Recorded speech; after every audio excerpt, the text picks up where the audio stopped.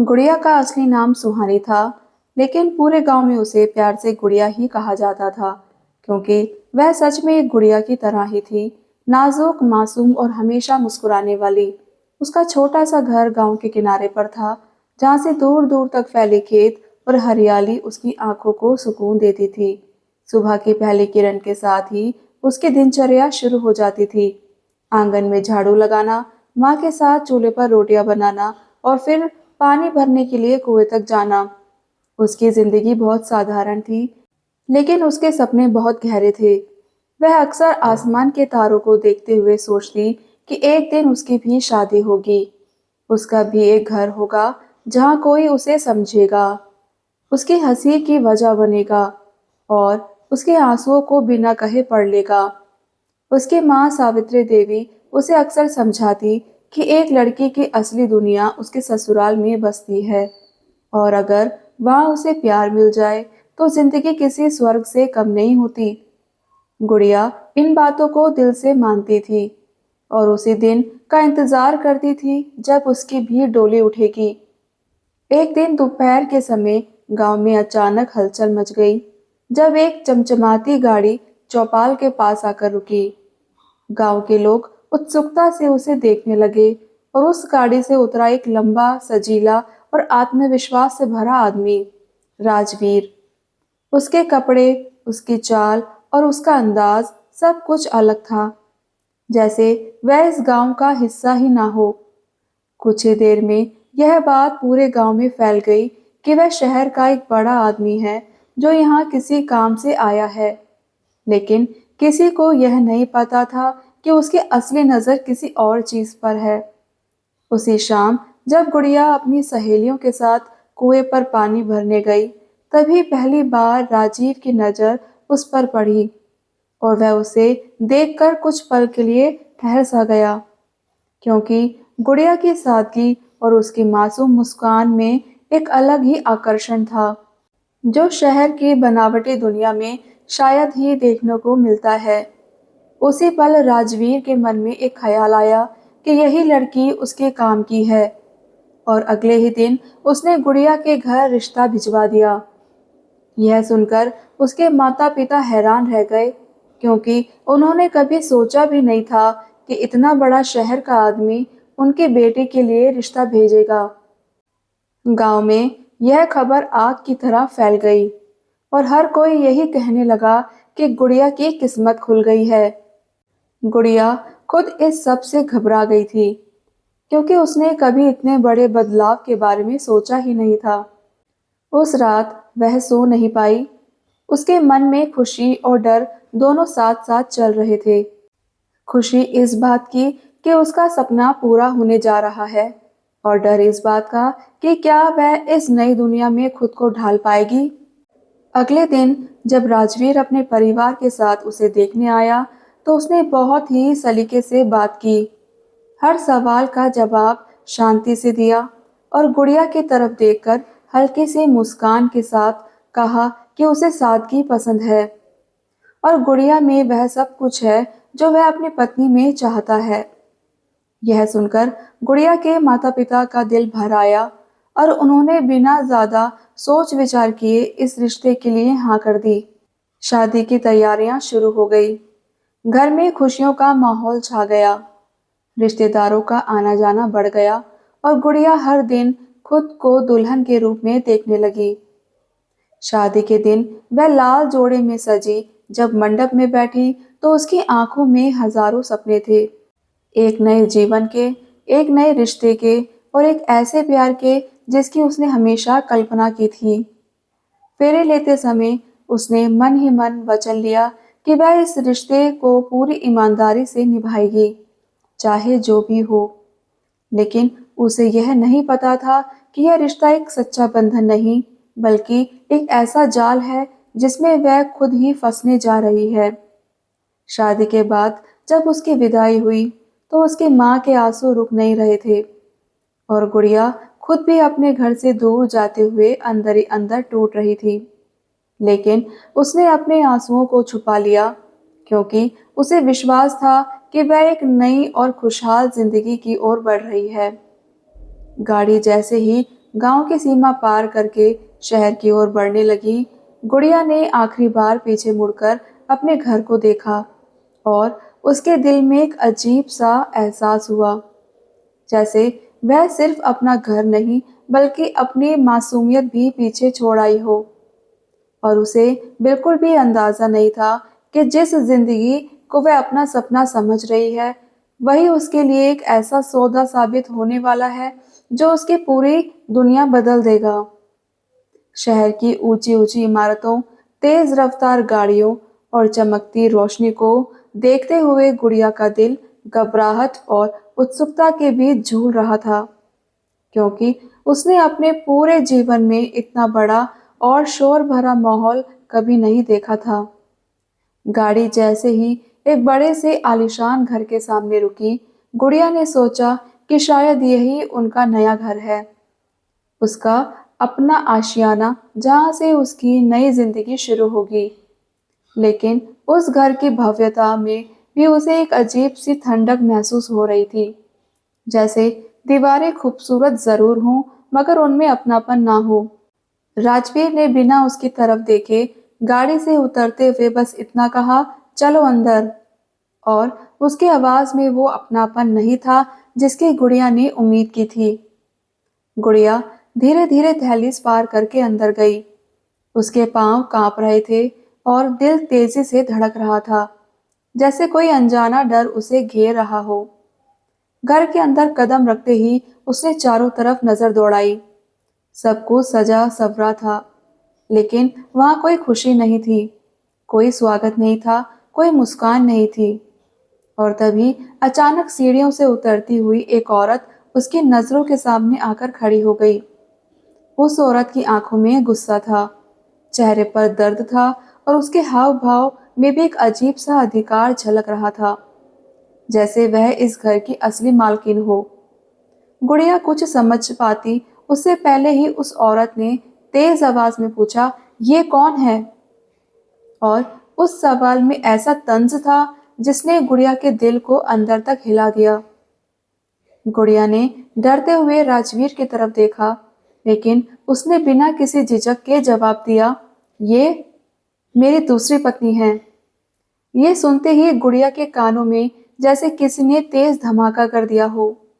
उसका दिमाग सुन पड़ गया और पैरों तले जमीन खिसक गई, क्योंकि जिस रिश्ते को वह अपना जीवन समझ रही थी, वह तो किसी और की जिंदगी में जबरदस्ती जोड़ा गया एक झूठ था। उसकी आंखों में आंसू भर आए, लेकिन शब्द जैसे उसके गले में ही अटक गए। वह चाहकर भी कुछ बोल ना पाई। उस औरत ने कड़वी हंसी के साथ कहा, वाह राजवीर, अब गांव से भी लड़कियां लाने लगे हो। क्या कमी रह गई थी मुझ में? उसके शब्द तीर की तरह गुड़िया के दिल में चुभ रहे थे, क्योंकि वह खुद भी इस धोखे की शिकार थी, लेकिन फिर भी उसे ही कसूरवार माना जा रहा था।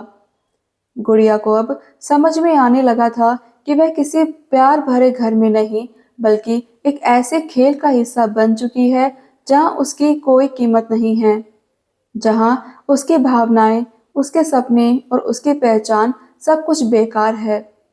राजवीर ने ठंडे लहजे में कहा, ज्यादा ड्रामा मत करो, जो है वो है, इसे यहीं रहना होगा। और उसकी इस बेरुखी ने गुड़िया के दिल को पूरी तरह तोड़ दिया। उसे एक कमरे में भेज दिया गया जो भले ही सजा हुआ था, लेकिन उसमें एक कैद का एहसास था। गुड़िया बिस्तर पर बैठ गई और अपने हाथों की मेहंदी को देखने लगी, जो अभी तक गहरी लाल थी, लेकिन अब उसे वह रंग भी एक मजाक जैसा लग रहा था। उसकी आंखों में आंसू बहने लगे और वह अपने आप से बस एक ही सवाल पूछती रही, क्या यही उसकी शादी थी? क्या यही उसका सपना था? या फिर सच में उसकी जिंदगी एक सौदा बन चुकी थी? उस रात वह बिल्कुल नहीं सो पाई। हर आवाज उसे डराने लगी, हर सन्नाटा उसे काटने लगा और हर पल उसे यह एहसास दिला रहा था कि वह एक ऐसे जाल में फंस चुकी है जहां से निकलना आसान नहीं होगा। सुबह जब सूरज की रोशनी खिड़की से अंदर आई, तो वह पहले वाली मासूम गुड़िया नहीं रही थी। उसकी आंखों में अब एक अजीब सा खालीपन था, जैसे उसकी सारी खुशियां एक ही रात में उससे छीन ली गई हों। और अब उसकी नई जिंदगी की शुरुआत प्यार से नहीं, बल्कि धोखे, दर्द और एक कड़वी सच्चाई से हो चुकी थी। अगली सुबह जब गुड़िया की आंख खुली तो उसे कुछ पल के लिए ऐसा लगा जैसे वह किसी बुरे सपने से जागी हो। लेकिन कमरे की ठंडी दीवारें, अनजान छत और भीतर फैला सन्नाटा उसे बार बार याद दिला रहा था कि यह कोई सपना नहीं, बल्कि उसकी नई हकीकत है। एक ऐसी हकीकत जिसमें उसका कोई अपना नहीं था। उसने धीरे उससे उठकर आईने में खुद को देखा। कल की दुल्हन आज एक अजनबी और टूटी हुई लड़की बन चुकी थी, जिसकी आंखों में अब मासूमियत की जगह डर और सवाल बस गए थे। तभी दरवाजा जोर से खुला और राजवीर अंदर आया। उसके चेहरे पर वही सख्ती और बेपरवाही थी। उसने बिना गुड़िया की तरफ ठीक से देखे कहा, यहाँ नियम मेरे चलते हैं, जो कहा जाए वही करना, समझी। उसकी आवाज में कोई अपनापन नहीं था, सिर्फ हुक्म था, जैसे वह पत्नी नहीं बल्कि कोई खरीदी हुई चीज हो। गुड़िया के होठ कांपे।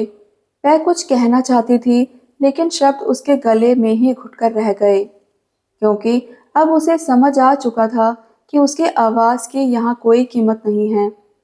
दिन बीतने लगे और हर दिन के साथ गुड़िया का दिल थोड़ा और टूटता गया।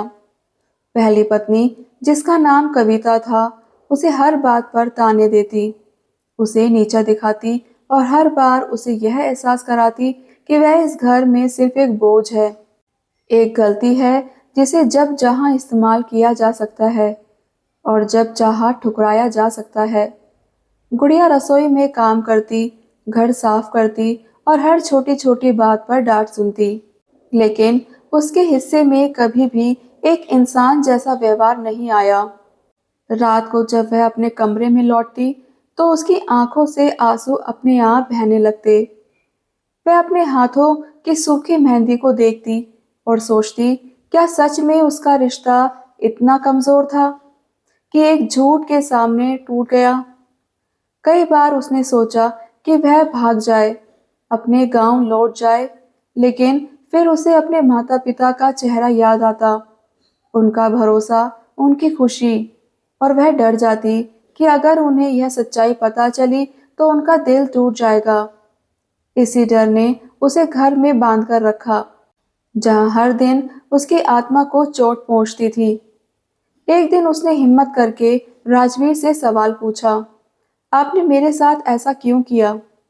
उसकी आवाज कांप रही थी, लेकिन उसमें एक सच्चाई थी, एक दर्द था जो अब छुप नहीं पा रहा था। राजवीर ने उसकी तरफ देखा और ठंडी हंसी के साथ कहा, तुम जैसी लड़कियां सवाल नहीं करती, समझी। तुम्हें यहाँ जो मिल रहा है उसी में खुश रहो। यह सुनकर गुड़िया के दिल में जैसे कुछ टूटकर बिखर गया, क्योंकि अब उसे पूरी तरह समझ आ गया था कि वह इस आदमी के लिए कभी भी पत्नी नहीं थी। वह सिर्फ एक सौदा थी, एक जरूरत थी जिसे पूरा करने के बाद उसकी कोई अहमियत नहीं थी। उस दिन के बाद गुड़िया के अंदर कुछ बदलने लगा। उसका दर्द अब धीरे धीरे गुस्से में बदल रहा था। उसकी आंखों में अब सिर्फ आंसू नहीं, बल्कि एक चुप्पी थी जो बहुत कुछ कह रही थी। उसने महसूस किया कि अगर वह ऐसे ही चुप रही तो उसकी पूरी जिंदगी इसी अंधेरे में गुजर जाएगी। और शायद यही वह पल था जब पहली बार उसके अंदर एक हल्की सी हिम्मत ने जन्म लिया। एक ऐसी हिम्मत जो अभी कमजोर थी, लेकिन आने वाले समय में उसकी सबसे बड़ी ताकत बनने वाली थी। दिन बीतते गए, लेकिन अब गुड़िया पहले जैसी नहीं रही थी। उसके अंदर जो दर्द था वह धीरे धीरे एक ठंडी आग में बदलने लगा था, एक ऐसी आग जो उसे अंदर ही अंदर जला भी रही थी और मजबूत भी बना रही थी। अब वह हर बात पर रोती नहीं थी, बल्कि चुपचाप सब कुछ देखती, समझती और याद रखती थी, जैसे वह अपने ही जीवन के गवाह बन चुकी हो। एक दिन जब वह रसोई में काम कर रही थी, तभी उसे राजवीर को फोन पर किसी से बात करते हुए सुना। उसकी आवाज धीमी थी, लेकिन शब्द इतने साफ थे कि गुड़िया के कानों तक पहुंच गए। हाँ, एक और लड़की का इंतजाम हो जाएगा। गांव की है, सीधी है, आसानी से मान जाएगी। यह सुनते ही गुड़िया के हाथ से बर्तन छूट गया और उसके दिल की धड़कन तेज हो गई, क्योंकि अब उसे समझ में आ गया था कि वह अकेली नहीं थी। राजवीर का यह खेल बहुत पुराना था और वह कई लड़कियों की जिंदगी के साथ ऐसा कर चुका था। उस पल गुड़िया के अंदर कुछ टूटने की बजाय कुछ जाग गया। एक ऐसा एहसास जिसने उसे पहली बार डर से ज्यादा गुस्सा महसूस कराया। उसने तय कर लिया कि अब वह सिर्फ खुद के लिए नहीं, बल्कि उन सभी लड़कियों के लिए खड़ी होगी जो इस धोखे की शिकार बन सकती है। उसी शाम उसने पहली बार कविता से बिना डर के बात करने की कोशिश की। शुरुआत में कविता ने उसे अनदेखा किया, लेकिन जब गुड़िया ने उसे राजवीर की बातों के बारे में बताया, तो उसके चेहरे का रंग बदल गया, क्योंकि कहीं ना कहीं वह भी इस सच्चाई को जानती थी, लेकिन कभी मानने की हिम्मत नहीं जुटा पाई थी। धीरे धीरे दोनों के बीच की दूरी कम होने लगी। नफरत की जगह एक अजीब सी समझ और दर्द ने ले ली, क्योंकि दोनों ही एक ही आदमी के धोखे की शिकार थी। गुड़िया ने कविता से कहा, अगर हम दोनों चुप रहें तो वो और लड़कियों की जिंदगी बर्बाद करेगा। और यह सुनकर पहली बार कविता की आंखों में गुस्से के साथ साथ एक सहमति भी दिखाई दी। उसी दिन से गुड़िया ने सबूत इकट्ठा करना शुरू कर दिया।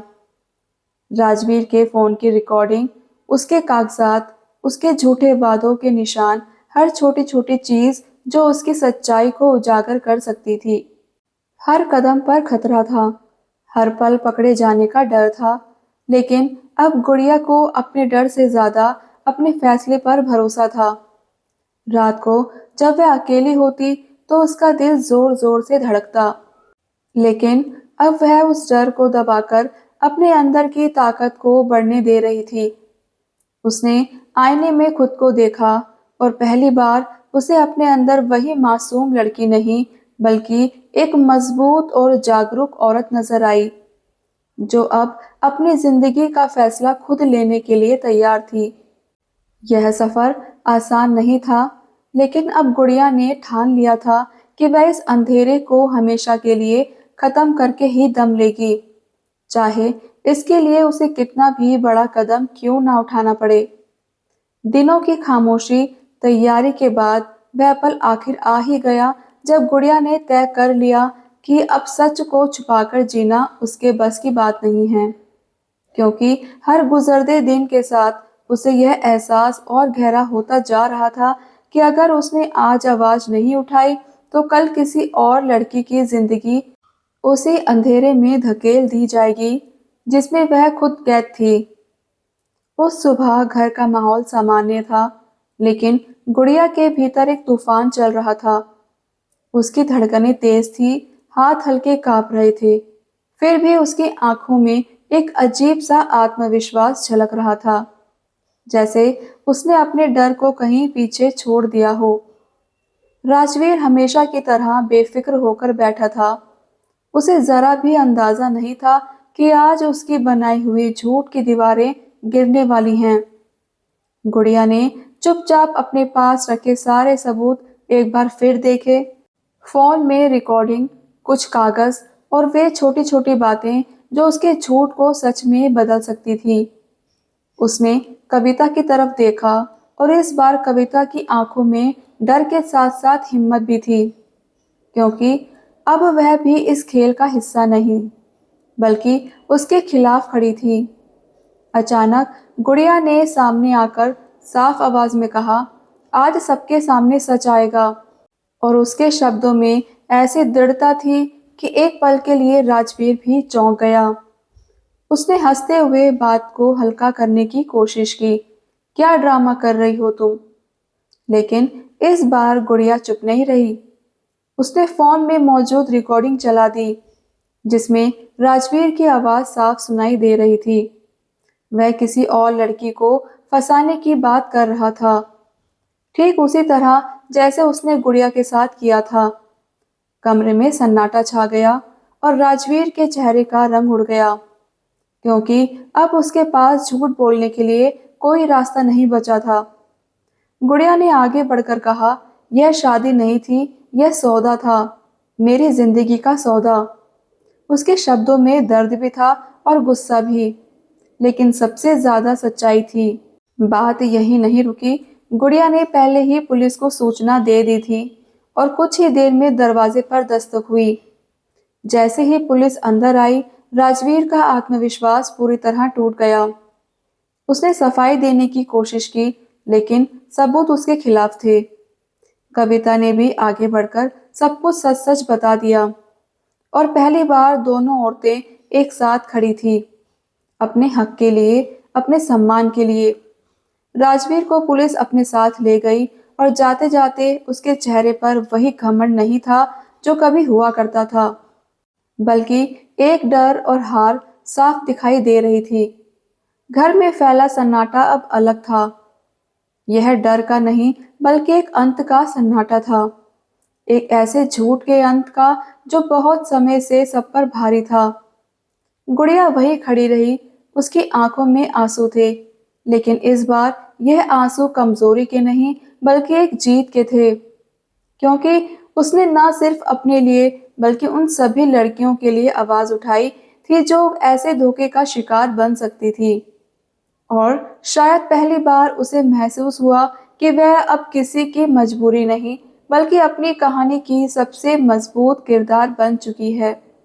राजवीर के जाने के बाद घर में जो सन्नाटा छाया, वह पहले जैसा डर भरा नहीं था, बल्कि एक अजीब सी राहत लेकर आया था, जैसे वर्षों से जमा हुआ बोझ अचानक हल्का हो गया हो। लेकिन उस सन्नाटे के बीच गुड़िया के मन में कई तूफान एक साथ उठ रहे थे, क्योंकि जीत के बाद भी जिंदगी आसान नहीं होती। उसे फिर से खुद को संभालना था, अपने टूटे हुए हिस्सों को जोड़ना था, और सबसे बड़ी बात, उसे यह तय करना था कि अब वह अपनी जिंदगी किस दिशा में ले जाएगी। उसने धीरे धीरे उस घर के हर कोने को देखा जहां उसने दर्द सहा था, आंसू बहाए थे और खुद को खो दिया था। लेकिन अब वही जगह उसे एक सबक की तरह लग रही थी, जिसने उसे कमजोर नहीं बल्कि मजबूत बनाया था। कविता चुपचाप उसके पास आई और पहली बार उसके सामने बिना किसी गुस्से के खड़ी हुई। उसकी आंखों में पछतावा भी था और एक सच्ची समझ भी। उसने धीमी आवाज में कहा, हम दोनों ही उसकी गलती की सजा भुगत रहे थे।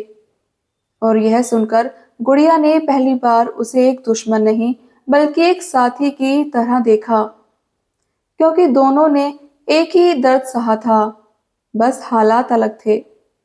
गुड़िया ने कुछ दिन वही रहकर खुद को संभाला, लेकिन उसने तय कर लिया था कि अब वह इस घर में अपनी जिंदगी नहीं बिताएगी, क्योंकि वह अपने अतीत की परछाइयों में नहीं, बल्कि एक नई रोशनी में जीना चाहती थी। उसने अपने गांव लौटने का फैसला किया, लेकिन इस बार वह मासूम और डरने वाली लड़की बनकर नहीं लौट रही थी, बल्कि एक ऐसी औरत बनकर जा रही थी जिसने जिंदगी के सबसे कड़वे सच का सामना किया था और उससे लड़कर जीती थी। जब वह गांव पहुंची तो लोगों की नजर अलग थी। कुछ में सवाल थे, कुछ में सहानुभूति, लेकिन गुड़िया ने अब किसी की परवाह करना छोड़ दिया था, क्योंकि उसे पता था कि उसकी असली लड़ाई लोगों से नहीं, खुद से थी। उसने अपने माता पिता को सारी सच्चाई बताई। शुरुआत में उनका दिल टूट गया, लेकिन जब उन्होंने अपनी बेटी की हिम्मत देखी तो उन्हें उस पर गर्व होने लगा। धीरे धीरे गुड़िया ने अपनी जिंदगी को नए सिरे से शुरू किया। उसने पढ़ाई शुरू करी, काम सीखा और खुद को आत्मनिर्भर बनाने का हर संभव प्रयास किया। समय के साथ उसकी पहचान बदलने लगी। अब लोग उसे सिर्फ एक धोखे की शिकार लड़की के रूप में नहीं, बल्कि एक मजबूत और साहसी महिला के रूप में देखने लगे, जिसने अपने हक के लिए लड़ना सीखा और दूसरों के लिए भी एक मिसाल बन गई। गुड़िया ने ठान लिया कि उन लड़कियों की मदद करेगी जो ऐसे ही झूठ और धोखे के जाल में फंस जाती है। वह उनके लिए एक आवाज बनेगी, एक सहारा बनेगी, ताकि कोई और लड़की अपनी जिंदगी को शादी के नाम पर सौदा बनते हुए ना देखे। एक शाम जब वह फिर से अपने घर की छत पर खड़ी होकर आसमान के तारों को देख रही थी, तो इस बार उसकी आंखों में आंसू नहीं थे, बल्कि एक सुकून था, एक विश्वास था कि उसने खुद को फिर से पा लिया था। अब उसके सपने बदल चुके थे।